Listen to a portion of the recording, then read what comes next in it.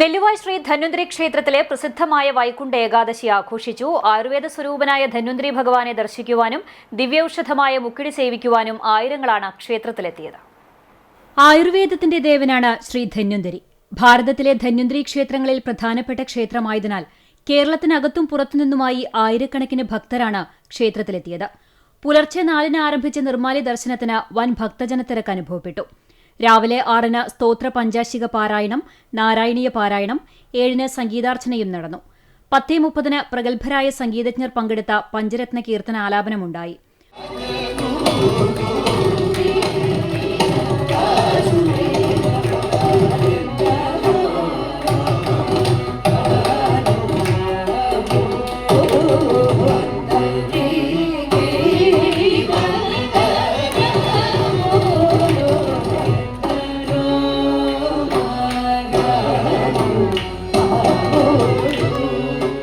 പത്ത് മണി മുതൽ ആരംഭിച്ച മഹാ അന്നദാനത്തിലും വൻ തിരക്കാണ് അനുഭവപ്പെട്ടത്.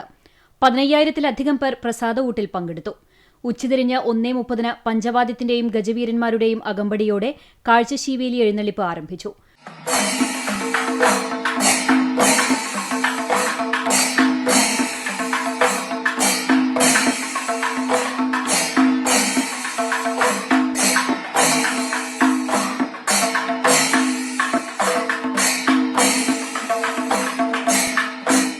വൈകിട്ട് 4 മണിക്ക് പുറത്തേക്ക് എഴുന്നള്ളിച്ചു.